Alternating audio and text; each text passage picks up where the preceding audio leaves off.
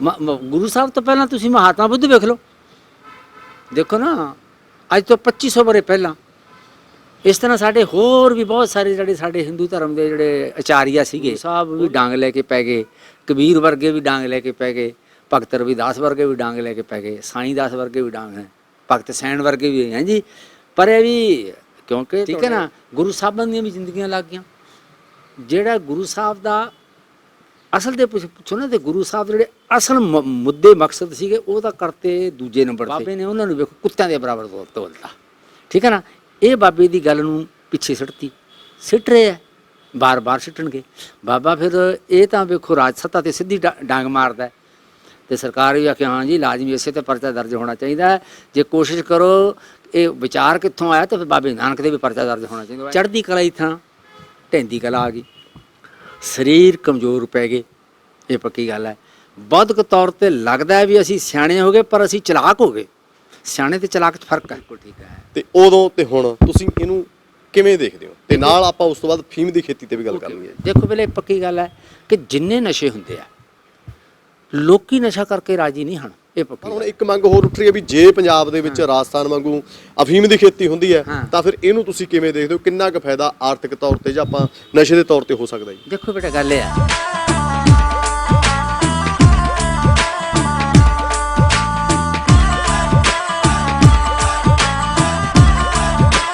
ਸਤਿ ਸ੍ਰੀ ਅਕਾਲ ਦੋਸਤੋ, ਮੈਂ ਧਰਮਾ ਹਰਿਆਊ, ਤੁਸੀਂ ਵੇਖ ਰਹੇ ਹੋ ਰੰਗ ਪੰਜਾਬ ਦੇ YouTube ਚੈਨਲ।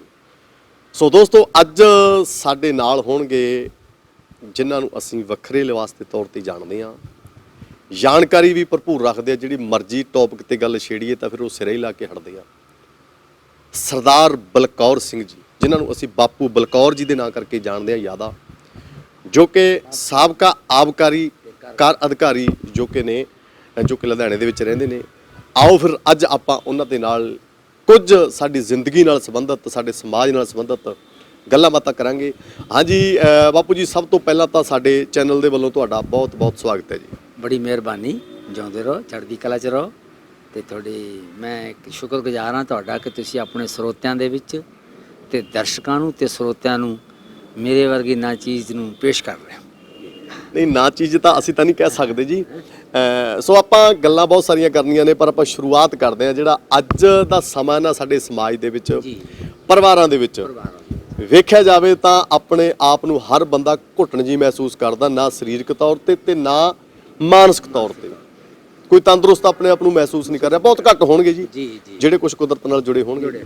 ਤੇ ਤੁਸੀਂ ਇਹਨਾਂ ਦਾ ਕਾਰਨ ਹੈ ਜਿਹੜਾ ਉਹ ਕੀ ਮੰਨਦੇ ਹੋ ਜੀ? ਕਿਉਂਕਿ ਤੁਸੀਂ ਲੰਬੇ ਸਮੇਂ ਤੋਂ ਇੱਕ ਆਬਕਾਰੀ ਅਫਸਰ ਰਹੇ ਹੋ, ਉਸ ਮਹਿਕਮੇ ਦੇ ਵਿੱਚ ਰਿਟਾਇਰ ਹੋਏ ਹੋ, ਤਰ੍ਹਾਂ ਤਰ੍ਹਾਂ ਦੇ ਬੰਦਿਆਂ ਨਾਲ ਤੇ ਸਮਾਜ ਦੇ ਵਿੱਚ ਤੁਸੀਂ ਵਿਚ ਰਹੇ ਹੋ, ਤੇ ਤੁਸੀਂ ਇਸ ਚੀਜ਼ ਨੂੰ ਕਿਵੇਂ ਵੇਖਦੇ ਹੋ ਜੀ? ਗੱਲ ਇਸ ਤਰ੍ਹਾਂ ਬੇਟੇ ਵੀ ਜਿਹੜਾ ਸਮੁੱਚਾ ਸਮਾਜ ਹੁੰਦਾ ਹੈ ਉਹ ਕਦੇ ਨਾ ਤਾਂ ਸਾਰਾ ਬਿਮਾਰ ਹੁੰਦਾ ਹਾਂਜੀ, ਤੇ ਨਾ ਉਹ ਸਾਰਾ ਸਿਹਤਮੰਦ ਹੁੰਦਾ ਹੈ। ਬਿਲਕੁਲ ਜੀ। ਪਰ ਜੇ ਬਹੁਤਾ ਹਿੱਸਾ ਬਿਮਾਰ ਹੋ ਜਾਵੇ ਤਾਂ ਉਹਨੂੰ ਅਸੀਂ ਬਿਮਾਰ ਸਮਾਜ ਕਹਾਂਗੇ। ਜੇ ਬਹੁਤ ਹੀ ਵੱਡਾ ਹਿੱਸਾ ਸਿਹਤਮੰਦ ਹੋ ਜਾਵੇ ਤਾਂ ਅਸੀਂ ਉਹਨੂੰ ਸਿਹਤਮੰਦ ਸਮਾਜ ਕਹਾਂਗੇ। ਸਿਹਤਮੰਦ ਸਮਾਜ ਦੇ ਵਿੱਚ ਆ ਵੀ ਅੱਛੀਆਂ ਕਦਰਾਂ ਕੀਮਤਾਂ ਦਾ ਮਾਲਕ, ਅੱਛੀਆਂ ਕਦਰਾਂ ਕੀਮਤਾਂ ਦਾ ਮਾਲਕ, ਚੰਗੀ ਉਹਦਾ ਕਿਰਦਾਰ ਉਹਦਾ ਹੁੰਦਾ ਹੈ। ਕਿਰਦਾਰ, ਕਦਰ ਕੀਮਤ, ਬਿਲਕੁਲ ਜੀ, ਤੇ ਉਹਦੀ ਤਾਲੀਮ, ਹਾਂਜੀ, ਔਰ ਉਹਨੂੰ ਕਾਰੋਬਾਰ ਦੇ ਮੌਕੇ ਹੋਣ, ਕੰਮ ਕਰਨ ਦੇ ਵਿੱਚ ਸਮਰੱਥਾ ਹੋਵੇ, ਭਾਈਚਾਰਾ ਕਾਇਮ ਕਰ ਸਕਦਾ ਹੋਵੇ, ਜਾਤ ਪਾਤ ਤੋਂ ਉੱਚਾ ਉੱਠਿਆ ਹੋਵੇ, ਊਚ ਨੀਚ ਦੇ ਭਾਵ ਤੋਂ ਉੱਚਾ ਉੱਠਿਆ ਹੋ ਜਾਵੇ, ਇਨਸਾਨੀਅਤ ਨੂੰ ਪਹਿਲ ਦੇਣ ਵਾਲਾ ਬੰਦਾ ਸਮਾਜ ਹੋਵੇ, ਉਹ ਸਮਾਜ ਨੂੰ ਅਸੀਂ ਨਰੋਆ ਸਮਾਜ ਕਹਿੰਦੇ ਹਾਂ। ਬਿਲਕੁਲ ਜੀ, ਬਿਲਕੁਲ। ਪਰ ਇੱਥੇ ਤੁਹਾਡੀ ਗੱਲ ਮੈਂ ਟੋਕਦਾ, ਜਿਹੜੀ ਆਪਾਂ ਗੱਲ ਕਰੀਏ ਜਾਤ ਪਾਤ ਵਾਲੀ, ਇਹ ਤਾਂ ਸ਼੍ਰੀ ਗੁਰੂ ਨਾਨਕ ਦੇਵ ਜੀ, ਗੁਰੂ ਸਾਹਿਬਾਨਾਂ ਨੇ ਵੀ ਜ਼ੋਰ ਲਾ ਲਿਆ, ਪਰ ਅਸੀਂ ਉਸ ਦੇ ਵਿੱਚੋਂ ਨਿਕਲ ਨਹੀਂ ਸਕੇ। ਅਸੀਂ ਤਾਂ ਅੱਜ ਵੀ ਉੱਥੇ ਖੜੇ ਹਾਂ। ਬਿਲਕੁਲ ਤੁਹਾਡੀ ਗੱਲ ਸੁਣਾਉਂਦੇ ਹਾਂ, ਇਹ 'ਚੋਂ ਨਿਕਲਣਾ ਹੀ ਪੈਣਾ ਹੈ। ਇਹ ਤੁਹਾਨੂੰ ਪਿਛਲੇ ਪਾਸੇ ਬੰਨ੍ਹ ਕੇ ਰੱਖਦੀ ਹੈ, ਕਿਉਂਕਿ ਪਿਛਲੇ 5000 ਵਰ੍ਹੇ 'ਚ ਘੱਟ ਤੋਂ ਘੱਟ ਭਾਰਤੀ ਉਪ ਮਹਾਂਦੀਪ ਦੇ ਵਿੱਚ ਜਾਤ ਪਾਤ ਦਾ ਬਹੁਤ ਜ਼ਿਆਦਾ ਜ਼ੋਰ ਰਿਹਾ, ਔਰ ਅਸੀਂ ਇਹਨੂੰ ਨਾ ਡਿਵਾਈਨ ਥਿਊਰੀ ਨਾਲ ਵੀ ਜੋੜਤਾ। ਡਿਵਾਈਨ ਥਿਊਰੀ ਦਾ ਮਤਲਬ ਇਹ ਹੁੰਦਾ ਹੈ ਦੈਵਿਕ ਸਿਧਾਂਤ। ਦੈਵਿਕ ਸਿਧਾਂਤ 'ਚ ਇਸ ਤਰ੍ਹਾਂ ਜੋੜਤਾ ਵੀ ਬਰਮਾ ਦੇ ਮੁੱਖ 'ਚੋਂ ਬ੍ਰਾਹਮਣ ਹੈ, ਡੌਲਿਆਂ ਦੇ ਵਿੱਚੋਂ ਕੋਈ ਛਤਰੀ ਹੈ, ਤੇ ਪੇਟ ਦੇ ਵਿੱਚੋਂ ਵੈਸ਼ ਪੈਦਾ ਹੋ ਗਿਆ, ਤੇ ਪੈਰਾਂ 'ਚੋਂ ਸ਼ੂਦਰ ਪੈਦਾ ਕੀਤਾ। ਇਹਨੂੰ ਡਿਵਾਈਨ ਥਿਊਰੀ ਬਣਾਤਾ ਵੀ ਉਹਨੇ ਪੈਦਾ ਕੀਤੇ ਆ ਜੀ, ਕਿਸੇ ਹੋਰ ਨੇ ਨਹੀਂ ਕੀਤੇ। ਹਾਂਜੀ, ਇਹ ਸਿਧਾਂਤ ਜਿਹੜਾ ਨਾ ਦੈਵਿਕਤਾ ਦਾ ਸਿਧਾਂਤ ਹੈ ਜਿਹੜਾ, ਇਹ ਬੜਾ ਖਤਰਨਾਕ ਹੁੰਦਾ ਹੈ, ਤਾਂ ਕਿ ਤੁਸੀਂ ਕਦੇ ਇਹ ਸਿਧਾਂਤ ਨੂੰ ਵੰਗਾਰ ਨਾ ਸਕੋ, ਚੈਲੰਜ ਨਾ ਕਰ ਸਕੋ। ਇਸ ਕਰਕੇ ਸਿਧਾਂਤ ਨੂੰ ਇਹ ਤੁਹਾਡੇ ਤੇ ਠੋਸਿਆ ਜਾਂਦਾ ਸਮਾਜ ਦੇ ਉੱਤੇ। ਤੇ ਭਾਰਤ ਦੇ ਵਿੱਚ ਠੋਸੇ ਨੂੰ ਘੱਟੋ ਘੱਟ 5000 ਵਰ੍ਹਾ ਹੋ ਗਿਆ, ਤੇ 5000 ਵਰ੍ਹੇ ਦੀ ਬਿਮਾਰੀ ਤੁਹਾਡੇ ਨਾਲ DNA 'ਚ ਧੁਸ ਗਈ। ਇਹ ਬੜੀ ਹੀ ਚੇਤਨਾ ਤੇ ਬਹੁਤ ਹੀ ਵੱਡੇ ਗਿਆਨ ਦੇ ਸਾਗਰ ਨਾਲ ਇਹ ਧੋਤੀ ਜਾ ਸਕਦੀ ਆ। ਵੱਡੀ ਚੇਤਨਾ, ਵੱਡਾ ਗਿਆਨ, ਜ਼ਿਆਦਾ ਧਿਆਨ ਤੁਹਾਡੀ ਸਮਾਜਿਕ ਸਮਾਨਤਾ ਦੇ ਵਿੱਚੋਂ ਪੈਦਾ ਹੋਊ। ਜਦੋਂ ਸਮਾਜਿਕ ਸਮਾਨਤਾ ਹੋ ਗਈ ਤੇ ਮਨੁੱਖਤਾ ਹੀ ਸਮਾਨਤਾ ਹੋ ਗਈ, ਤੇ ਫਿਰ ਇਹ ਜਾਤ ਪਾਤ ਹਟੂਗੀ। ਇਹ ਪੱਕੀ ਗੱਲ ਹੈ। ਇਹ ਅਜੇ ਤੱਕ ਇਹਨਾਂ ਨੇ ਗਹਿਰਾਈਆਂ ਜਾ ਰਿਹਾ। ਮੰਦੇ ਭਾਗਾਂ ਨੂੰ ਹਿੰਦੁਸਤਾਨ ਦੀਆਂ ਆਪਣੀਆਂ ਸਰਕਾਰਾਂ, ਹਿੰਦੁਸਤਾਨ ਤੇ ਬਾਹਰੋਂ ਆਈਆਂ ਸਰਕਾਰਾਂ, ਬਾਹਰੋਂ ਆਏ ਹਮਲਾਵਰਾਂ ਨੇ ਇਹਨਾਂ ਚੀਜ਼ਾਂ ਨੂੰ ਗਹਿਰਾਇਆ ਹੈ, ਤੇ ਉਹ ਗਹਿਰਾਉਣ ਦਾ ਜਿਹੜਾ ਪ੍ਰਭਾਵ ਹੈ ਸਾਡੇ ਤੇ ਬਹੁਤ ਮਾੜਾ ਪਿਆ ਹੈ। ਤੇ ਅਸੀਂ ਜਾਤ ਪਾਤ ਵਰਗੀ, ਊਚ ਨੀਚ ਵਰਗੀ ਜਿਹੜੇ ਸਾਡੇ ਸੰਕਲਪ ਨੇ, ਸੰਸਥਾਵਾਂ ਨੇ, ਉਹਦੇ ਅਸੀਂ ਗ੍ਰਸਤ ਹੋਏ ਪਏ ਆ। ਇਸ ਕਰਕੇ ਇਹ ਸਮੱਸਿਆ ਹੈ। ਜੋ ਸਾਨੂੰ ਸਮਾਜ ਸੁਧਾਰਕ ਸਮੇਂ-ਸਮੇਂ ਤੇ ਆਏ ਨੇ, ਗੁਰੂ ਸਾਹਿਬਾਨਾਂ ਦੀ ਗੱਲ ਕਰ ਲਈਏ ਜੀ, ਤਾਂ ਪਰ ਅਸੀਂ ਉਹਨਾਂ ਨੂੰ ਸਿਰਫ ਪੜ੍ਹ ਕੇ ਛੱਡਿਆ ਨਾ ਜੀ। ਉਹਨਾਂ ਨੂੰ ਜਿਵੇਂ ਕਹਿੰਦੇ ਨੇ ਵੀ ਉਹ ਆਪਣੇ ਜ਼ਿਹਨ ਦੇ ਵਿੱਚ, ਆਪਣੇ ਦਿਮਾਗ ਦੇ ਵਿੱਚ ਪ੍ਰੈਕਟੀਕਲ ਤੌਰ ਤੇ ਅਸੀਂ ਉਹਨਾਂ ਦੀ ਨਹੀਂ ਮੰਨੀ ਨਾ ਜੀ। ਮੰਨਣੀ ਨਹੀਂ ਵੀ। ਗੁਰੂ ਸਾਹਿਬ ਤੋਂ ਪਹਿਲਾਂ ਤੁਸੀਂ ਮਹਾਤਮਾ ਬੁੱਧ ਵੇਖ ਲਓ। ਦੇਖੋ ਨਾ, ਅੱਜ ਤੋਂ 2500 ਵਰ੍ਹੇ ਪਹਿਲਾਂ ਇਸ ਤਰ੍ਹਾਂ ਸਾਡੇ ਹੋਰ ਵੀ ਬਹੁਤ ਸਾਰੇ ਜਿਹੜੇ ਸਾਡੇ ਹਿੰਦੂ ਧਰਮ ਦੇ ਜਿਹੜੇ ਆਚਾਰੀਆ ਸੀਗੇ, ਉਹ ਵੀ ਇਹਨਾਂ ਗੱਲਾਂ ਦੇ ਵਿਰੁੱਧ ਸੀਗੇ। ਇਹ ਇੱਥੋਂ ਤੱਕ ਜਿਹੜਾ ਚਾਰੂਵਾਕ ਵਰਗਾ ਬਹੁਤ ਵੱਡਾ ਵਿਦਵਾਨ ਸੀ ਪਦਾਰਥਵਾਦ ਦਾ, ਉਹ ਇਹਨਾਂ ਚੀਜ਼ਾਂ ਦੇ ਬੜਾ ਵਿਰੁੱਧ ਸੀਗਾ। ਤੇ ਗੁਰੂ ਸਾਹਿਬ ਵੇਲੇ ਤਾਂ ਇਹ ਗੱਲ ਬਹੁਤ ਹੀ ਪ੍ਰਚੰਡ ਅਵਸਥਾ 'ਚ ਆ ਗਈ ਵਿਰੋਧ ਦੇ ਵਿੱਚ। ਗੁਰੂ ਸਾਹਿਬ ਵੀ ਡਾਂਗ ਲੈ ਕੇ ਪੈ ਗਏ, ਕਬੀਰ ਵਰਗੇ ਵੀ ਡਾਂਗ ਲੈ ਕੇ ਪੈ ਗਏ, ਭਗਤ ਰਵਿਦਾਸ ਵਰਗੇ ਵੀ ਡਾਂਗ ਲੈ ਕੇ ਪੈ ਗਏ, ਸਾਈਂ ਦਾਸ ਵਰਗੇ ਵੀ ਡਾਂਗ ਹੈ, ਭਗਤ ਸੈਣ ਵਰਗੇ ਵੀ ਹੈ ਜੀ। ਪਰ ਇਹ ਵੀ ਕਿਉਂਕਿ ਤੁਹਾਡੇ ਰਾਜ ਕਰਦਾ ਸ਼੍ਰੇਣੀ, ਪੁਜਾਰੀ ਸ਼੍ਰੇਣੀ, ਅਧਿਕਾਰੀ ਸ਼੍ਰੇਣੀ, ਵਪਾਰੀ ਸ਼੍ਰੇਣੀ, ਇਹ ਗੱਲਾਂ ਇਹਨਾਂ ਦੇ ਨਫੇ 'ਚ ਜਾਂਦੀਆਂ ਔਰ ਇਹਨਾਂ ਦੀ ਸੱਤਾ ਸਥਾਪਿਤ ਰਹਿੰਦੀ ਹੈ ਇਹਨਾਂ ਗੱਲਾਂ ਨਾਲ। ਇਸ ਕਰਕੇ ਇਹ ਟੁੱਟਣ 'ਚ ਨਹੀਂ ਆਉਂਦਾ। ਇਹ ਟੁੱਟੂ ਤਾਂ ਜਦੋਂ ਲੋਕਾਂ ਨੂੰ ਆਪਣੀ ਬੁੱਧ ਵਿਵੇਕ ਉਹਨਾਂ ਨੇ ਪੈਦਾ ਕਰ ਲਈ, ਤੇ ਫਿਰ ਉਹਨਾਂ ਨੇ ਸਾਂਝ ਪੈਦਾ ਕੀਤੀ, ਤੇ ਫਿਰ ਉਹ ਸੰਘਰਸ਼ ਕਰਨਗੇ ਤੇ ਕ੍ਰਾਂਤੀ ਕਰਨਗੇ, ਫਿਰ ਇਹ ਚੀਜ਼ਾਂ ਟੁੱਟ ਜਾਣਗੀਆਂ। ਹੈ ਬਹੁਤ ਔਖਾ, ਪਰ ਟੁੱਟ ਜਾਣਗੀਆਂ, ਪੱਕੀ ਗੱਲ ਹੈ। ਯੂਰਪ 'ਚ ਘੱਟ ਹੈ ਤੇ ਸਾਡੇ ਕਿਉਂ ਘੱਟ ਹੈ? ਯੂਰਪ ਕੱਲ੍ਹ ਪਰਸੋਂ ਦੀ ਗੱਲ ਆਪਣੇ 'ਤੇ ਹਮਲੇ ਕਰਕੇ ਵੀ ਗਿਆ, ਆਪਣੇ 'ਤੇ ਰਾਜ ਕਰ। ਅੰਗਰੇਜ਼ ਹੀ ਲਾ ਲਓ, 5 ਕਰੋੜ 6 ਲੱਖ 90 ਹਜ਼ਾਰ ਦਾ ਮੁਲਕ ਆਪਣੇ 168 ਕਰੋੜ ਲੋਕਾਂ 'ਤੇ ਰਾਜ ਕਰਕੇ ਗਿਆ। ਤੁਸੀਂ ਕਹੋਗੇ ਜੀ ਆਪਾਂ ਤਾਂ 168 ਕਰੋੜ ਹਾਂ ਨਹੀਂ, ਵਿੱਚ ਪਾਕਿਸਤਾਨ ਪਾਓ ਆਪਣਾ ਹਿੱਸਾ, ਬੰਗਲਾਦੇਸ਼ ਪਾਓ ਆਪਣੇ 'ਚੋਂ ਹੀ ਆ, ਆਪਣੇ 'ਚ ਹੱਡ ਮਾਸ ਹੈ ਉਹ ਆਪਣਾ, ਤੇ ਸਾਰੇ ਰਲ ਕੇ ਆਪਾਂ 168 ਕਰੋੜ ਹੁੰਦੇ ਹਾਂ। ਤੇ ਅੰਗਰੇਜ਼ ਦੀ ਅੱਜ ਆਬਾਦੀ 6 ਕਰੋੜ ਹੈ, ਉਹ ਤੁਹਾਡੇ 'ਤੇ ਰਾਜ ਕਰਕੇ ਗਿਆ। ਕੋਈ ਨਾ ਕੋਈ ਤਾਂ ਤੁਹਾਡੇ 'ਚ ਬਹੁਤ ਵੱਡੀ ਕਮੀ ਹੈ ਨਾ, ਤਾਂ ਹੀ ਰਾਜ ਕਰਕੇ ਗਿਆ। ਅਸੀਂ ਨਾ ਉੱਥੇ ਰਾਜ ਕਰਨ ਵਗ ਜਾਣ, ਇਹਨੂੰ ਕਿਸੇ ਨੇ ਰੋਕਿਆ? ਦੱਸ ਦਿਓ ਜੇ ਰੋਕਿਆ ਤਾਂ। ਇਹ ਨਾ ਰਾਜ ਕਰਨ ਵਾਗੇ, ਕਿਉਂਕਿ ਅਸੀਂ ਇਸ ਗੱਲ ਦੇ ਅਸੀਂ ਸਮਰੱਥ ਨਹੀਂ ਬਣ ਸਕੇ। ਸਾਡੀ ਰਾਜ ਕਰਦਾ ਸਮਰੱਥ ਨਾਲ ਬਣ ਸਕੀ ਜਿਹੜੀ ਸ਼੍ਰੇਣੀ ਆ। ਲੋਕੀ ਅਣਭੋਲ ਸੀ, ਮਾਸੂਮ ਸੀ, ਇਸ ਕਰਕੇ ਸਾਡੀ ਸਮੱਸਿਆ ਆਈ ਹੈ। ਅਸੀਂ ਜਾਤ ਪਾਤ ਦੇ ਵਿੱਚੋਂ ਹੀ ਬਾਹਰ ਨਹੀਂ ਨਿਕਲ ਸਕੇ। ਠੀਕ ਹੈ ਨਾ। ਗੁਰੂ ਸਾਹਿਬਾਂ ਦੀਆਂ ਵੀ ਜ਼ਿੰਦਗੀਆਂ ਲੱਗ ਗਈਆਂ। ਜਿਹੜਾ ਗੁਰੂ ਸਾਹਿਬ ਦਾ ਅਸਲ ਦੇ ਪੁੱਛੋ ਨਾ, ਤੇ ਗੁਰੂ ਸਾਹਿਬ ਜਿਹੜੇ ਅਸਲ ਮੁੱਦੇ ਮਕਸਦ ਸੀਗੇ ਉਹ ਤਾਂ ਕਰਤੇ ਦੂਜੇ ਨੰਬਰ 'ਤੇ, ਤੇ ਭਗਤੀ ਪਹਿਲੇ ਨੰਬਰ 'ਤੇ ਕਰਤੀ। ਹੁਣ ਬਾਬਾ ਨਾਨਕ ਕਹਿੰਦਾ ਹੈ ਵੀ ਰਾਜੇ ਸ਼ੀਂਹ ਮੁਕੱਦਮ ਕੁੱਤੇ, ਜਾਇਜ਼ ਗਹਿਣ ਬੈਠੇ ਸੁੱਤੇ, ਚਾਕਰ ਨਹੁੰਦਾ ਪੈਂਦਾ ਘਾਓ, ਰੱਤ ਪਿੱਤ ਕੁੱਤਿਓ ਚੱਟ ਲੈ ਜਾਓ। ਹੁਣ ਇਹ ਨਾਲੋਂ ਸਖਤ ਲਫ਼ਜ਼ ਕਿਹੜਾ ਕਹਿੰਦੇ? ਹੁਣ ਇਸ ਤੋਂ ਬਾਅਦ ਤਾਂ ਫਿਰ ਸਿਰ 'ਚ ਡਾਂਗ ਮਾਰਨ ਵਾਲੀ ਗੱਲ ਹੈ ਨਾ। ਰਾਜ ਕਰਦਾ ਸ਼੍ਰੇਣੀ ਤੇ ਉਹਦੀ ਬਿਊਰੋਕ੍ਰੇਸੀ, ਜਿਹਨੂੰ ਅੱਜ ਕੱਲ੍ਹ ਨੌਕਰੀ ਤੰਤਰ ਕਹਿੰਦੇ ਆ, ਬਾਬੇ ਨਾਨਕ ਵੇਲੇ ਉਹਨੂੰ ਮੁਕੱਦਮ ਕਹਿੰਦੇ ਸੀ। ਮੁਕੱਦਮ ਕੁੱਤੇ, ਮੁਕੱਦਮ ਕਹਿੰਦੇ ਚੌਬਦਾਰ, ਸੂਬੇਦਾਰ, ਹਾਂਜੀ, ਜੈਲਦਾਰ, ਜਿੰਨੇਦਾਰ ਸੀ ਉਹ ਮੁਕੱਦਮ ਕਹਾਉਂਦੇ ਸੀ। ਸਿੱਖਦਾਰ, ਉਹਨਾਂ ਵੇਲੇ ਦੀ ਇਹ ਰਾਜ ਕਰਦਾ ਸ਼੍ਰੇਣੀ ਦੀ ਬਿਊਰੋਕ੍ਰੇਸੀ ਸੀ, ਨੌਕਰੀ ਤੰਤਰ ਸੀ। ਬਾਬੇ ਨੇ ਉਹਨਾਂ ਨੂੰ ਵੇਖੋ ਕੁੱਤਿਆਂ ਦੇ ਬਰਾਬਰ ਤੋਲਤਾ। ਠੀਕ ਹੈ ਨਾ। ਇਹ ਬਾਬੇ ਦੀ ਗੱਲ ਨੂੰ ਪਿੱਛੇ ਸਿੱਟ ਰਹੇ ਆ, ਬਾਰ-ਬਾਰ ਸਿੱਟਣਗੇ। ਬਾਬਾ ਫਿਰ ਇਹ ਤਾਂ ਵੇਖੋ ਰਾਜ ਸੱਤਾ 'ਤੇ ਸਿੱਧੀ ਡਾਂਗ ਮਾਰਦਾ, ਫਿਰ ਤੁਹਾਨੂੰ ਸੱਭਿਆਚਾਰਕ ਤੌਰ 'ਤੇ ਕਿਵੇਂ ਨਿਖੇੜਦਾ। ਉਹ ਕਹਿੰਦਾ ਵੀ ਘਰ ਘਰ ਮੀਆਂ ਸਭਨਾ ਜੀਆਂ, ਬੋਲੀ ਅਵਰਤ ਮਾਰੀ। ਬਾਬਾ ਨਾਲ ਕਿ ਤੁਸੀਂ ਸਾਰੇ ਮੀਆਂ ਕਰਦੇ ਫਿਰਦੇ ਹੋ। ਅੱਜ ਆਪਾਂ ਕੀ ਕਰਦੇ ਹਾਂ? ਸਰ ਬੋਲੀ ਤੁਹਾਡੀ ਕਿਹੜੀ ਸੀ? ਅਰਬੀ ਫਾਰਸੀ ਲੈ ਲਈ। ਅੱਜ ਕਿਹੜੀ ਹੈ? ਅੰਗਰੇਜ਼ੀ ਹੈ। ਖਸਮ ਬਦਲ ਗਿਆ, ਗੁਲਾਮ ਹੀ ਰਿਹਾ। ਠੀਕ ਹੈ। ਬਿਲਕੁਲ। ਫਿਰ ਬਾਬੇ ਨੇ ਹੋਰ ਛੱਤਰ ਮਾਰੇ, ਖੱਤਰੀਆਂ ਤੇ ਧਰਮ ਛੋੜਿਆ, ਮਲੇਸ਼ ਭਾਖਿਆ ਗਹੀ। ਵੀ ਖੱਤਰੀਆਂ ਦਾ ਧਰਮ ਕੀ ਸੀ? ਦੇਸ਼ ਦੀ ਰੱਖਿਆ ਕਰਨੀ, ਉਹ ਤਾਂ ਕੀਤੀ ਨਾ।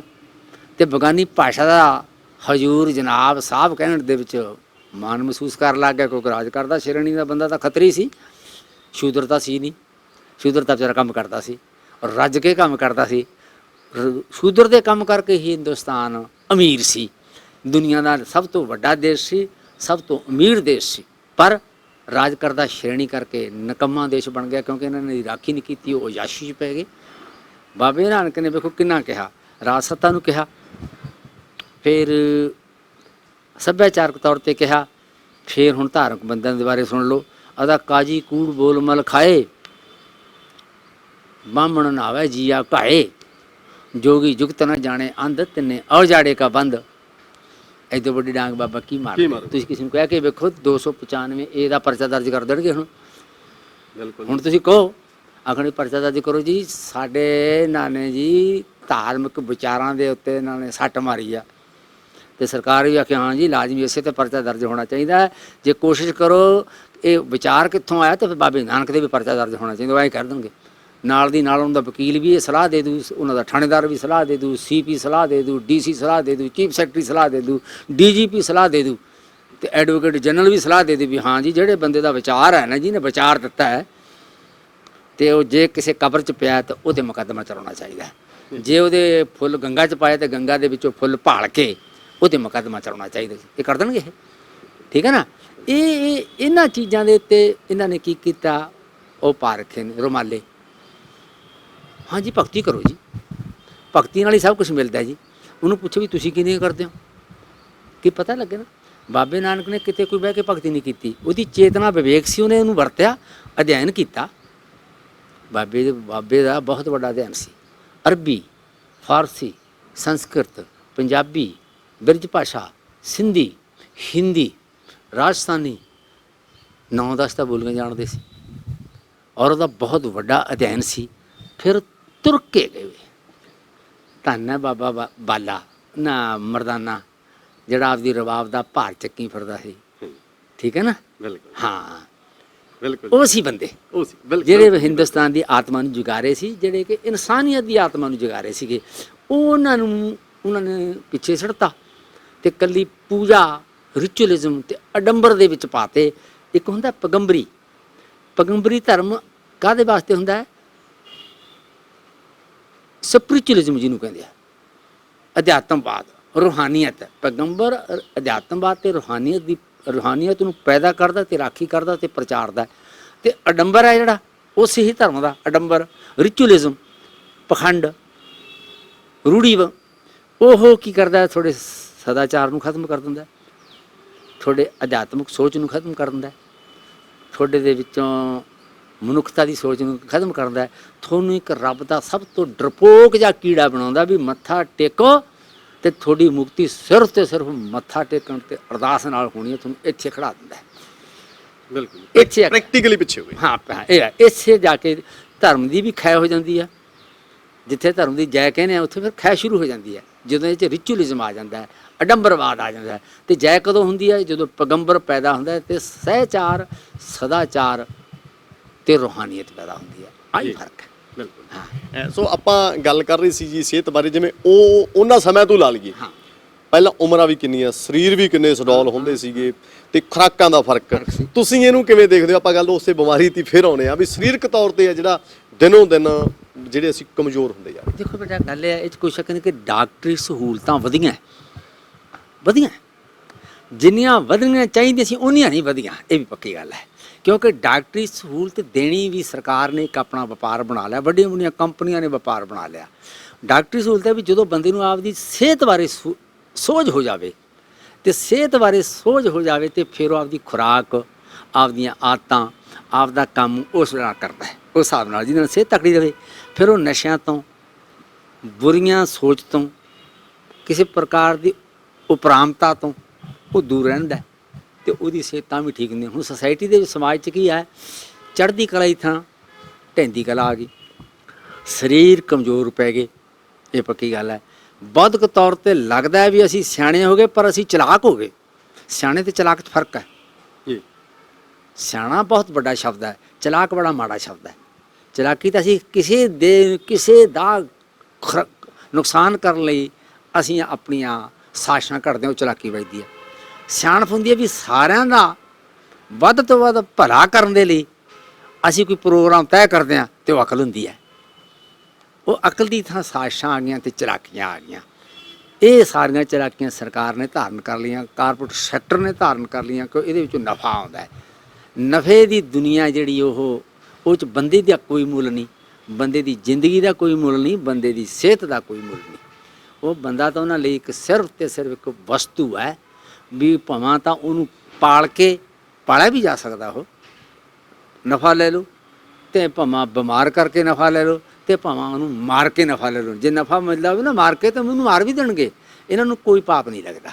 ਇਸ ਕਰਕੇ ਸਾਰਾ ਸਮਾਜ ਆ ਜਿਹੜਾ, ਮੈਂ ਵੀ ਮਹਿਸੂਸ ਕਰਦਾ ਵੀ ਇੱਕ ਬਿਮਾਰ ਸਮਾਜ ਕਰਤਾ, ਜਿਹਦੇ ਵਿੱਚ ਸਾਡਾ ਕਿਰਦਾਰ ਬਿਮਾਰ ਹੋ ਗਿਆ, ਸਿਹਤ ਬਿਮਾਰ ਹੋ ਗਈ, ਸਦਾਚਾਰ ਬਿਮਾਰ ਹੋ ਗਿਆ, ਨੈਤਿਕਤਾ ਵੀ ਬਿਮਾਰ ਹੋ ਗਈ। ਕਮਾਲ ਗੱਲ ਨਹੀਂ। ਸਦਾਚਾਰ, ਨੈਤਿਕਤਾ ਇਹ ਵੀ ਬਿਮਾਰ ਹੈ, ਕਦਰਾਂ ਕੀਮਤਾਂ ਵੀ ਬਿਮਾਰ ਕਰਤੀਆਂ। ਜਦੋਂ ਮਾਨਸਿਕ ਤੌਰ 'ਤੇ ਬਿਮਾਰ ਹੋ, ਸਰੀਰਕ ਤੌਰ 'ਤੇ ਬੰਦਾ ਅੱਧਾ ਉਸੇ ਵਕਤ ਹੀ ਬਿਮਾਰ ਹੋ ਜਾਂਦਾ ਹੈ। ਇਸ ਦੀ ਕੋਈ ਦੋਰਾਮ ਨਹੀਂ। ਇਸ ਕਰਕੇ ਸਮਾਜ ਦੇ ਵਿੱਚ ਜ਼ਿਆਦਾ ਸਾਡੇ ਉਪਰਾਮਤਾ ਵੀ ਆ ਗਈ ਹੈ, ਹਾਂ ਆਈ ਹੋਈ ਹੈ। ਮਾਸੂਮ ਬੰਦਿਆਂ ਦੇ ਘਰਾਂ 'ਚ ਉਪਰਾਮਤਾ ਆਈ ਹੈ, ਪਰ ਲੁਟੇਰੇ ਦੇ ਘਰ 'ਚ ਨਹੀਂ ਆਈ। ਉਹ ਤਾਂ ਦਣਾਉਂਦਾ ਫਿਰਦਾ, ਉਹਨੂੰ ਤਾਂ ਇਸੇ ਵਿੱਚ ਹੀ ਸਭ ਕੁਝ ਮਿਲ ਰਿਹਾ। ਉਹ ਗਿਣਤੀ 'ਚ 5-7% ਹੁੰਦੇ ਆ। ਉਹਨਾਂ ਕਰਕੇ ਹੀ ਸਾਰੀ ਸਮੱਸਿਆ ਆਉਂਦੀ ਹੈ, ਉਹਨਾਂ ਕਰਕੇ ਹੀ ਸਾਰੀਆਂ ਸਰਕਾਰਾਂ ਮੁੱਲ ਵਿਕਦੀਆਂ ਨੇ, ਉਹਨਾਂ ਕਰਕੇ ਮਨੁੱਖਤਾ ਮਰਦੀ ਹੈ। ਇਹ ਪੱਕੀ ਗੱਲ ਹੈ। ਬਿਲਕੁਲ। ਸੋ ਇੱਥੇ ਆਪਾਂ ਗੱਲ ਕਰ ਲਈਏ ਨਾ ਜੀ, ਆਪਾਂ ਪੰਜਾਬ ਦੇ ਵਿੱਚ ਨਸ਼ੇ ਦੀ, ਤੁਸੀਂ ਇੱਕ ਇਸ ਮਹਿਕਮੇ ਦੇ ਵਿੱਚੋਂ ਆਫੀਸਰ ਰਿਟਾਇਰ ਹੋਏ, ਤੁਹਾਡਾ ਵਾਹ ਰਿਹਾ, ਲੰਬਾ ਵਾਹ ਰਿਹਾ। ਬਿਲਕੁਲ ਠੀਕ ਹੈ। ਤੇ ਉਦੋਂ ਤੇ ਹੁਣ ਤੁਸੀਂ ਇਹਨੂੰ ਕਿਵੇਂ ਦੇਖਦੇ ਹੋ? ਤੇ ਨਾਲ ਆਪਾਂ ਉਸ ਤੋਂ ਬਾਅਦ ਫੀਮ ਦੀ ਖੇਤੀ ਤੇ ਵੀ ਗੱਲ ਕਰ ਲਈਏ। ਦੇਖੋ ਪਹਿਲੇ ਪੱਕੀ ਗੱਲ ਹੈ ਕਿ ਜਿੰਨੇ ਨਸ਼ੇ ਹੁੰਦੇ ਆ, ਲੋਕੀ ਨਸ਼ਾ ਕਰਕੇ ਰਾਜੀ ਨਹੀਂ ਹਨ। ਇਹ ਪੱਕੀ ਗੱਲ ਹੈ। ਨਸ਼ੇ ਪ੍ਰਚਾਰੇ ਤੇ ਪਸਾਰੇ ਜਾਂਦੇ ਆ, ਪ੍ਰਚਾਰੇ ਜਾਂਦੇ ਬਕਾਇਦਾ। ਔਰ ਨਸ਼ਿਆਂ ਦਾ ਇੱਕ ਐਸਾ ਖਤਰਨਾਕ ਵਪਾਰ ਹੈ, ਉਹਦਾ ਮਾਸੂਮ ਧੱਕੇ ਚੜ੍ਹਦਾ ਹੈ। ਇਹਨੂੰ ਅਸੀਂ ਕਹਿੰਦੇ ਹਾਂ ਬੂਟ ਲੈਗਰ, ਨਜਾਇਜ਼ ਫਰੋਸ਼, ਸਰਕਾਰ ਦੀਆਂ ਏਜੰਸੀਆਂ ਔਰ ਸਰਕਾਰ ਖੁਦ ਔਰ ਵੱਡਾ ਵਪਾਰੀ, ਇਹ ਸਾਰੇ ਰਲ ਕੇ ਨਾ ਨਸ਼ੇ ਦਾ ਵਪਾਰ ਕਰਦੇ। ਨਫਾ ਬਹੁਤ ਹੈ। 2% ਨਹੀਂ, 3% ਨਹੀਂ, 4% ਨਹੀਂ, 5% ਨਹੀਂ, 100% ਨਹੀਂ, 200, ਕਈ ਵਾਰੀ ਤਾਂ 1000% ਤੋਂ ਵੱਧ ਹੈ। ਲੱਗਦਾ ਬਹੁਤ ਥੋੜ੍ਹਾ ਹੈ ਅਤੇ ਕਮਾਈ ਬਹੁਤ ਵੱਡੀ ਹੈ। ਕਿਉਂਕਿ ਜਦੋਂ ਤੁਹਾਡੇ ਕੋਲ ਮੰਨ ਲਓ ਜਿਵੇਂ ਅੱਜ ਕੱਲ੍ਹ ਚਿੱਟਾ ਵੱਜਦਾ, ਕੀ ਹੈ? 2 ਕੈਮੀਕਲ ਹੈ ਜੋੜ ਕੇ ਆਉਣਾ। ਇਹ ਨਾਂ ਰੱਖਤਾ ਚਿੱਟਾ। ਕਿਸੇ ਨੂੰ ਪੁੱਛੋ ਵੀ ਚਿੱਟੇ ਦਾ ਨਾਂ ਕੀ ਹੈ, ਉਹ ਨਹੀਂ ਪਤਾ, ਚਿੱਟਾ ਹੈ, ਹੋਰ ਕੁਛ ਨਹੀਂ। ਲੱਗਦਾ ਤਾਂ ਕੁਛ ਵੀ ਨਹੀਂ। 2 ਕੈਮੀਕਲ ਰਲਾ ਤੇ ਬੰਦੇ ਨੂੰ 3 ਜਾਂ 4 ਦਿਨ ਖਵਾਓ, 5ਵੇਂ ਦਿਨ ਕਹਿੰਦਾ ਮੈਨੂੰ ਤਾਂ ਦਿਓ, ਮੈਂ ਤਾਂ ਬਚਦਾ। ਠੀਕ ਹੈ ਨਾ। ਇਹ ਪ੍ਰਚਾਰਿਆ ਗਿਆ। ਪ੍ਰਚਾਰਿਆ ਵੀ ਕਿਹਨੇ? ਜਿਹਨਾਂ ਨੇ ਰਾਜ ਕੀਤਾ।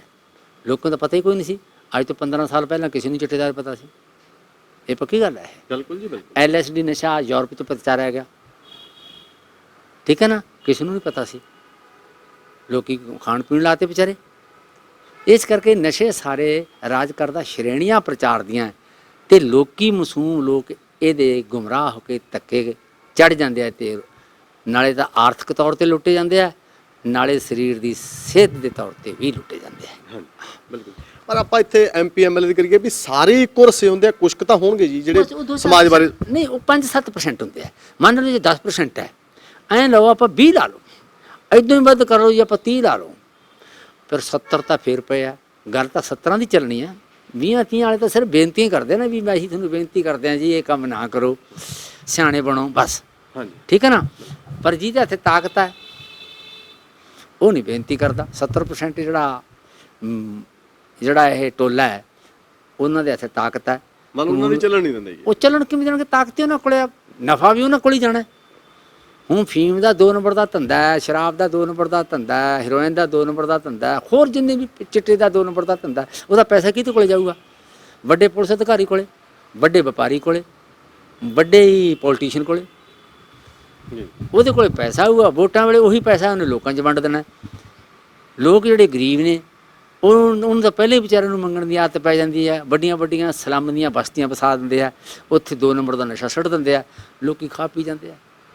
ਪਰ 2-2 400 ਰੁਪਇਆ ਦੇ ਦਿੰਦੇ ਆ, ਕੋਈ ਪਾਟੀ ਪੁਰਾਣੀ ਚਾਦਰ ਦੇ ਦਿੰਦੇ ਆ, ਕਿਸੇ ਨੂੰ ਇੱਕ ਦਿਨ ਸਾੜੀ ਦੇ ਦਿੰਦੇ ਆ, ਕਿਸੇ ਨੂੰ ਧੋਤੀ ਦੇ ਦਿੰਦੇ ਆ, ਕਿਸੇ ਨੂੰ ਇੱਕ ਅੱਧਾ ਕੁੜਤਾ ਦੇ ਦਿੰਦੇ ਆ, ਇੱਕ ਅੱਧੀ ਕੋਟੀ ਜਾਕਟ ਦੇ ਦਿੰਦੇ ਆ। ਬੰਦਾ ਕਹਿੰਦਾ ਸ਼ੁਕਰ ਆ ਭਾਈ, ਜਿਉਂਦਾ ਬਸਦਾ ਰਹਿ, ਤੇਰੀਆਂ ਜੜ੍ਹਾਂ ਪਤਾਲ 'ਚ ਲੱਗ ਜਾਣ, ਤੂੰ ਮੈਨੂੰ ਭਾਈ ਕੋਟੀ ਦਿੱਤੀ ਹੈ। ਐਂ ਨਹੀਂ ਪਤਾ ਭਾਈ ਤੈਨੂੰ ਕੁੱਟ ਕੇ ਤੈਨੂੰ ਕੋਟੀ ਦਿੱਤੀ ਹੈ, ਹੈਂ ਤੇਰੀ ਹੈ, ਹਾਂ ਤੈਨੂੰ ਖੋ ਕੇ ਤੈਨੂੰ ਦੇਤੀ, ਫਿਰ ਵੀ ਕਹਿੰਦੇ ਤੇਰੀਆਂ ਜੜ੍ਹਾਂ ਲੱਗ ਜਾਣ। ਇਹ ਸਮਝ ਨੂੰ ਪਤਾ ਨਹੀਂ ਹੁੰਦੀ, ਅਤੇ ਇਹ ਕੰਮ ਕਰਾਉਂਦੇ ਨੇ। ਇਹ ਨਸ਼ੇ ਸਾਰੇ ਇਹ ਬਾਕਾਇਦਾ ਸਰਕਾਰੀ ਤੰਤਰ ਦੇ ਨਾਲ ਵਿਕਦੇ ਆ, ਲੋਕੀ ਨਹੀਂ ਵਿਚਾਰੇ ਵੇਚਦੇ, ਲੋਕੀ ਤਾਂ ਸ਼ਿਕਾਰੀ ਹੁੰਦੇ ਆ। ਸੋ ਹੁਣ ਇੱਕ ਹੋਰ ਵੀ ਮੰਗ ਚੱਲ ਰਹੀ ਹੈ ਨਾ ਜੀ, ਕਹਿੰਦੇ ਵੀ ਜੇ ਪੰਜਾਬ ਦੇ ਵਿੱਚ ਅਸੀਂ ਜਿਹੜੀਆਂ ਦੂਜੀਆਂ ਖੇਤੀਆਂ ਨੇ ਜਿਹਦੇ ਨਾਲ ਸਾਡਾ ਨੁਕਸਾਨ ਹੋ ਰਿਹਾ ਹੈ, ਅਸੀਂ ਜ਼ਮੀਨ ਨੂੰ ਵੀ ਆਪਣੀ ਨੂੰ ਜਿਹੜਾ ਨਕਾਰਾ ਕਰ ਰਹੇ ਹਾਂ, ਕੈਂਸਰ ਕਰਤਾ, ਜ਼ਮੀਨ ਨੂੰ ਵੀ ਕੈਂਸਰ ਕਰਤਾ, ਤੇ ਅਸੀਂ ਸਰੀਰਕ ਤੌਰ ਤੇ ਆਪਾਂ ਗੱਲ ਕਰੇ ਲਈ ਵੀ ਉਹ ਵੀ ਜਿਹੜੀਆਂ ਸਾਡੀਆਂ ਖੁਰਾਕਾਂ ਨੇ, ਜਦੋਂ ਅਸੀਂ ਨਸ਼ੇ ਵਾਲੀਆਂ ਕਹਿ ਲਈਏ ਸਪਰੇਅ ਵਾਲੀਆਂ ਜਾਂ ਜ਼ਹਿਰ ਵਾਲੀਆਂ ਚੀਜ਼ਾਂ ਖਾਂਦੇ ਹਾਂ ਤਾਂ ਅਸੀਂ ਬਿਮਾਰ ਹੋਵਾਂਗੇ। ਪਰ ਹੁਣ ਇੱਕ ਮੰਗ ਹੋਰ ਉੱਠ ਰਹੀ ਹੈ ਵੀ ਜੇ ਪੰਜਾਬ ਦੇ ਵਿੱਚ ਰਾਜਸਥਾਨ ਵਾਂਗੂ ਅਫੀਮ ਦੀ ਖੇਤੀ ਹੁੰਦੀ ਹੈ ਤਾਂ ਫਿਰ ਇਹਨੂੰ ਤੁਸੀਂ ਕਿਵੇਂ ਦੇਖਦੇ ਹੋ? ਕਿੰਨਾ ਕੁ ਫਾਇਦਾ ਆਰਥਿਕ ਤੌਰ ਤੇ ਜਾਂ ਆਪਾਂ ਨਸ਼ੇ ਦੇ ਤੌਰ ਤੇ ਹੋ ਸਕਦਾ ਜੀ? ਦੇਖੋ ਬੇਟਾ, ਗੱਲ ਇਹ ਹੈ, ਰਾਜਸਥਾਨ 'ਚ ਅਫੀਮ ਦੀ ਖੇਤੀ ਹੈ। ਹਾਂਜੀ। ਰਾਜਸਥਾਨ ਵਿੱਚ ਕੋਈ ਗਰੀਬ ਸੂਬਾ ਹੈ, ਜੇ ਇਕੱਲੀ ਅਫੀਮ ਦੀ ਖੇਤੀ ਕਰਨ ਨਾਲ ਰਾਜਸਥਾਨ ਅਮੀਰ ਬਣ ਜਾਂਦਾ ਤੇ ਉਹ ਵੀ ਵਿਚਾਰੇ ਕਦੇ ਨਾ ਕਦੇ ਪਾਣੀ ਦੀ ਧੋਤੀ ਬੰਨ੍ਹ ਲੈਂਦੇ, ਪੈਰੋਂ ਨੰਗੇ ਨੇ, ਧੋਤੀਆਂ ਪਾਟੀਆਂ। ਰਾਜਸਥਾਨ 'ਚ ਬਹੁਤ ਵੱਡੀ ਗੁਰਬਤ ਹੈ, ਹਾਲਾਂਕਿ ਉਹ ਰਾਜਪੂਤਾਂ ਦਾ ਜਿਵੇਂ ਕਹਿੰਦਾ ਗੜ੍ਹ ਵੱਜਦਾ ਹੈ। ਪਹਿਲਾਂ ਤੁਹਾਨੂੰ ਕਹਿੰਦੀ ਰਾਜਪੂਤਾਨਾ ਸੀ ਵੀ ਬੜੀ ਮੁੱਛ ਖੜੀ ਸੀ, ਅਤੇ ਮੁਗਲਾਂ ਨਾਲ ਇਹਨਾਂ ਨੇ ਕਾਫੀ ਪੰਗਾ ਲਿਆ। ਬੇਸ਼ੱਕ ਬਾਅਦ 'ਚ ਇਹਨਾਂ ਨੇ ਗੋਡੀਆਂ ਵੀ ਟੇਕਤੀਆਂ, ਇਹ ਵੀ ਨਾਲ ਹੈ, ਠੀਕ ਹੈ ਨਾ। ਫਿਰ ਅੰਗਰੇਜ਼ ਆਇਆ, ਉਹਦੇ ਤਾਂ ਬਿਲਕੁਲ ਹੀ ਦਰਬਾਰ 'ਚ ਹੀ ਬਹਿ ਗਏ, ਜਿੰਨੇ ਵੀ ਰਾਜਪੂਤ ਸੀਗੇ ਦਰਬਾਰ 'ਚ ਬਹਿ ਗਏ। ਥੋੜ੍ਹੇ ਵਿਚਾਰੇ 2-4% ਮਸਾਂ ਸੀ ਜਿਹੜੇ ਬਾਹਰ ਖੜ੍ਹੇ। ਇਕੱਲੀ ਖੇਤੀ ਨਾਲ ਇੰਨਾ ਫਾਇਦਾ ਤਾਂ ਨਹੀਂ ਹੁੰਦਾ, ਪਰ ਇੱਕ ਗੱਲ ਜ਼ਰੂਰ ਹੈ ਵੀ ਫਸਲ ਦੀ ਵੈਰਾਈਟੀ ਆ ਜਾਂਦੀ ਹੈ, ਸਵੰਨਤਾ।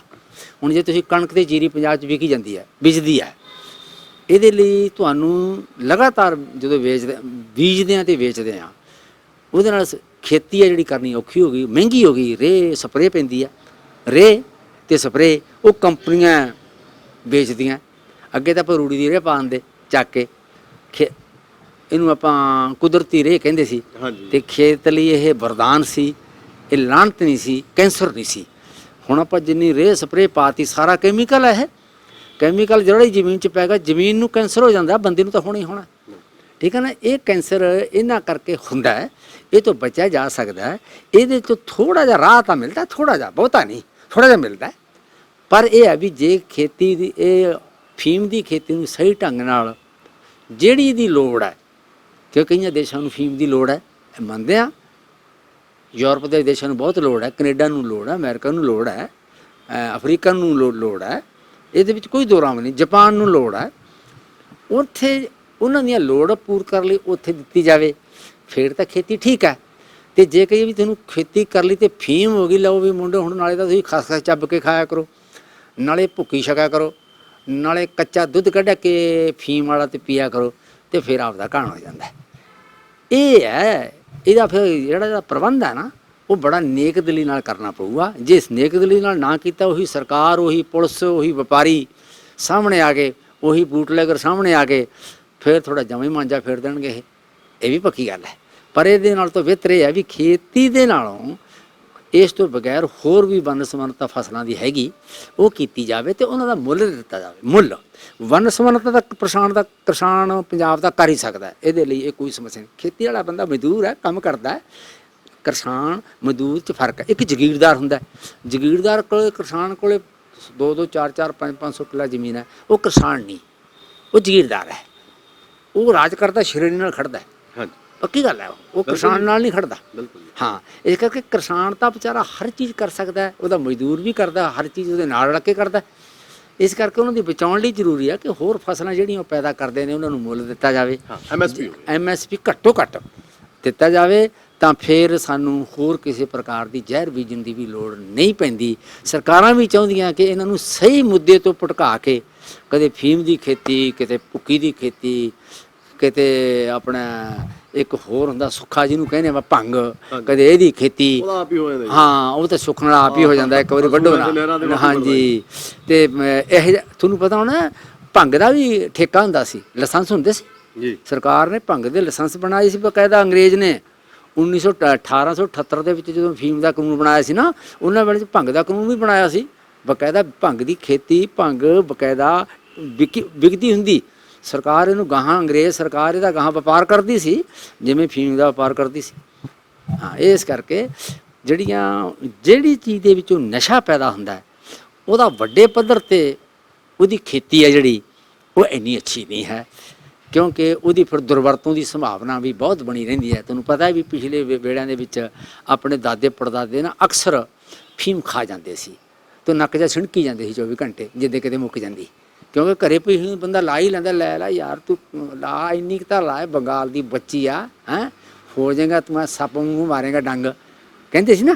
ਇਸ ਕਰਕੇ ਨਸ਼ਿਆਂ ਦੀਆਂ ਖੇਤੀਆਂ ਨਾਲੋਂ ਪਰ ਕਿਤੇ ਨਾ ਕਿਤੇ ਉਹ ਫਿਰ ਮੈਡੀਕਲਾਂ ਦੇ ਵਿੱਚ ਵੀ ਵਰਤੀ ਜਾਂਦੀ ਹਾਂ, ਵਰਤੀ ਜਾਂਦੇ ਉਹਦੇ। ਜਦੋਂ ਤੱਕ ਮੈਡੀਕਲ ਦਾ ਸੰਬੰਧ ਹੈ, ਉਹਦਾ ਵੈਦਗੀ ਦਾ ਤੇ ਹਕੀਮੀ ਦਾ ਸੰਬੰਧ ਹੈ, ਉਹ ਡਾਕਟਰ, ਵੈਦ ਤੇ ਹਕੀਮ ਦੀ ਸਲਾਹ ਨਾਲ ਜਿਹੜੀ ਵਰਤੀ ਜਾ ਸਕਦੀ ਹੈ। ਸਲਾਹ ਨਾਲ ਜਿੰਨੀ ਮਾਤਰਾ ਤੇ ਜਿੰਨੀ ਦੇਰ ਤੱਕ ਉਹ ਡਾਕਟਰ ਕਹਿੰਦਾ ਸਹੀ ਅਰਥਾਂ 'ਚ, ਜੇ ਤਾਂ ਡਾਕਟਰ ਬੇਈਮਾਨੀ ਕਰਦਾ ਫਿਰ ਨਹੀਂ। ਜਿਹੜੀ ਸਰੀਰ ਦੀ ਜੇ ਕੋਈ ਲੋੜ ਹੈ ਉਦੋਂ ਤੱਕ ਕਹਿੰਦਾ, ਫਿਰ ਤਾਂ ਵਰਤੀ ਜਾ ਸਕਦੀ ਹੈ। ਉਸ ਤੋਂ ਬਾਅਦ ਜੇ ਕਹੇ ਜੀ ਵੈਸੇ ਵੀ ਜੀ ਫੀਮ ਹਰੇਕ ਦਵਾਈ 'ਚ ਵਰਤੀ ਜਾਂਦੀ ਹੈ, ਇਸ ਕਰਕੇ ਮੈਂ ਆਪਣੇ ਆਪ ਪਹਿਲਾਂ ਹੀ ਵਰਤ ਲੈਣਾ, ਦਵਾਈ ਦੀ ਮੈਨੂੰ ਲੋੜ ਹੀ ਕੋਈ ਨਹੀਂ। ਇੱਥੇ ਆ ਕੇ ਕੰਮ ਗਲਤ ਹੋ ਜਾਂਦਾ ਹੈ। ਕਿਤੇ ਮਾਰ ਪੈਂਦੀ ਹੈ। ਹਾਂ, ਇੱਥੇ ਆ ਕੇ ਮਾਰ ਪੈਂਦੀ ਹੈ।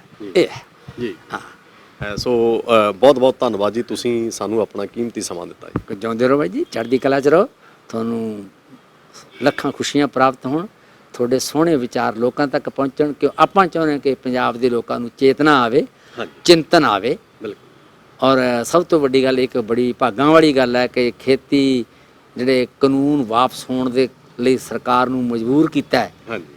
ਔਰ ਲੋਕਾਂ ਦੇ ਵਿੱਚ ਸੰਘਰਸ਼, ਚੇਤਨਾ ਤੇ ਭਾਈਚਾਰਾ ਵਧਿਆ ਹੈ। ਬਿਲਕੁਲ। ਉਹਦੇ ਵਿੱਚ ਵੀ ਵਾਧਾ ਹੋਵੇ ਤਾਂ ਕਿ ਵਾਰ-ਵਾਰ ਰਾਜ ਕਰਦਾ ਸ਼੍ਰੇਣੀਆਂ ਸਾਡੇ ਤੇ ਕੋਈ ਨਵਾਂ ਪਹਾੜ ਨਾ ਤੋੜਨ। ਬਿਲਕੁਲ। ਤੇ ਇਸ ਚੇਤਨਾ ਦੇ ਵਿੱਚ ਵੀ ਆਪਾਂ ਵੇਖਦੇ ਹਾਂ ਵੀ ਦੇਖੋ, ਸਾਲ ਤੋਂ ਉੱਪਰ ਦਾ ਸਮਾਂ ਲੱਗ ਗਿਆ ਇਹ ਬਿੱਲਾਂ ਨੂੰ ਵਾਪਸ ਕਰਾਉਣ ਦੇ ਲਈ। ਹਾਂਜੀ, ਠੀਕ ਹੈ ਜੀ। 29 ਤਰੀਕ ਹੈ। ਆਪਾਂ ਕਹਿੰਦੇ ਵੀ ਜਾਗਰਤੀ ਬਹੁਤ ਆਈ ਆ ਮੁੰਡਿਆਂ ਦੇ ਵਿੱਚ, ਚੇਤਨਾ ਜਿਹੜੀ ਉਹ ਬਹੁਤ ਆਈ ਆ।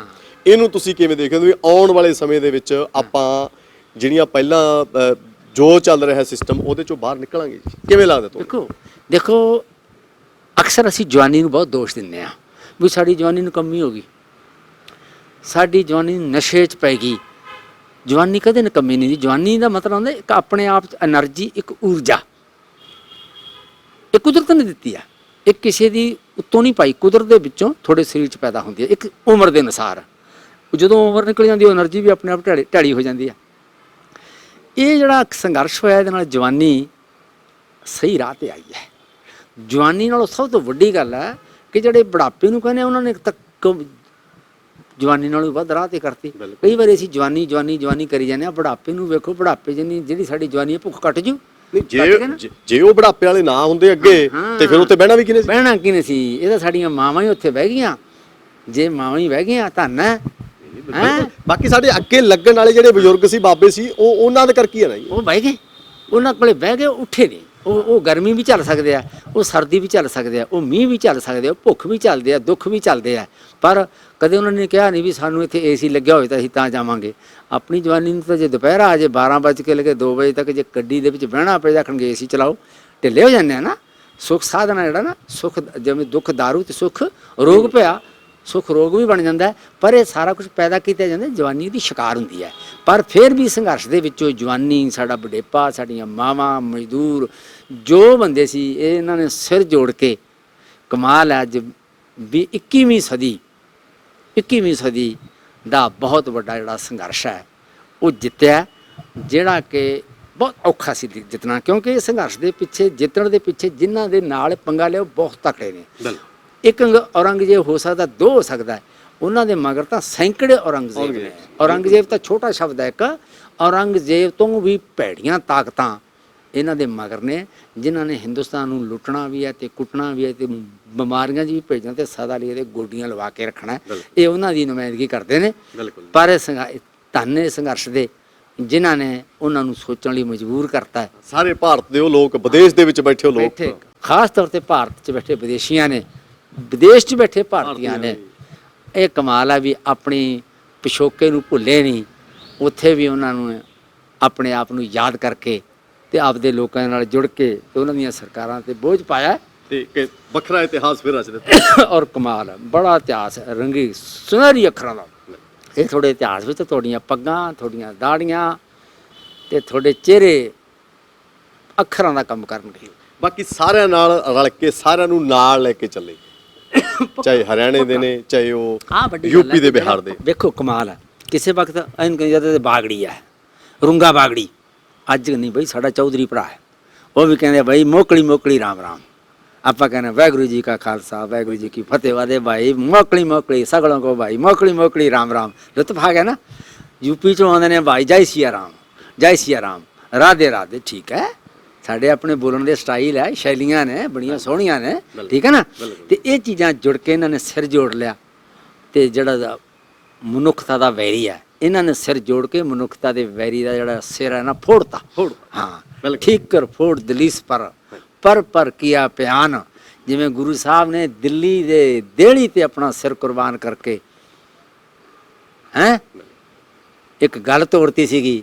ਅੱਜ ਕਿਸਾਨਾਂ ਨੇ ਦਿੱਲੀ ਦੇ ਦੇਹਲੀ ਤੇ ਸਿਰ ਨਹੀਂ ਭੰਨਿਆ, ਪੈਰ ਦਾ ਦਬਕਾ ਮਾਰ ਕੇ ਖੜ ਗਏ। ਹਾਂ, ਤੇ ਸਿਰਾਂ ਦਾ ਜ਼ਾਲਮਾਂ ਦਾ ਭੰਨਤਾ। ਇਹ ਬਹੁਤ ਵੱਡੀ ਪ੍ਰਾਪਤੀ ਹੈ। ਬਿਲਕੁਲ। ਹਾਂ, ਤੇ ਬਾਕੀ ਸਜਦਾ ਉਹਨਾਂ 700 ਤੋਂ ਉੱਪਰ ਸਾਡੇ ਮਜ਼ਦੂਰ ਕਿਸਾਨਾਂ ਨੂੰ ਜਿਹੜੇ ਇਸ ਮੋਰਚੇ ਦੇ ਵਿੱਚ ਸ਼ਹੀਦੀ ਜਾਮ ਪੀ ਗਏ ਜੀ। ਬਾਕਾਇਦਾ ਵੇਖੋ, ਇਹ ਜਿਹੜੇ ਗਏ ਨੇ ਸ਼ਹੀਦ ਹੋਏ ਆ। ਕਈ ਕਹਿੰਦੇ ਜੀ ਉਹ ਤਾਂ ਬੁੱਢੇ ਸੀ, ਉਹਨਾਂ ਨੇ ਤਾਂ ਸਿਆਲ 'ਚ ਵੀ ਮਰ ਜਾਣਾ ਸੀ, ਜੇ ਐਤਕੀ ਨੇ ਮਰਤਾ ਅਗਲੇ ਸਾਲ ਮਰ ਜਾਣਾ ਸੀ। ਮੌਤ ਸਭ ਦੀ ਆਉਂਦੀ ਆ, ਭਾਵੇਂ ਅੱਜ ਆਵੇ ਜਾਂ ਕੱਲ ਆਵੇ। ਇਹਨੂੰ ਨਹੀਂ ਤੁਸੀਂ ਕਹਿ ਸਕਦੇ ਵੀ ਪਰਸੋਂ ਮਰਨਾ ਸੀ, ਅੱਜ ਮਰ ਗਿਆ, ਕੀ ਲੋੜ ਆ ਗਿਆ। ਨਾ ਨਾ ਨਾ, ਉਹ ਇੱਕ ਦਿਨ ਪਹਿਲਾਂ ਵੀ ਤਾਂ ਕਿਉਂ ਮਰੇ। ਉਹਦੀ ਇੱਕ ਜ਼ਿੰਦਗੀ ਦਾ ਇੱਕ ਦਿਨ ਪਹਿਲਾਂ ਕਿਉਂ ਉਹਦੇ ਨਾਲ ਇਹ ਘਟਨਾ ਘਟਿਓ, ਆਪਦੀ ਪੂਰੀ ਜ਼ਿੰਦਗੀ ਜੀਵੇ, ਉੱਥੇ ਮੌਤ ਹੁੰਦੀ ਹੈ।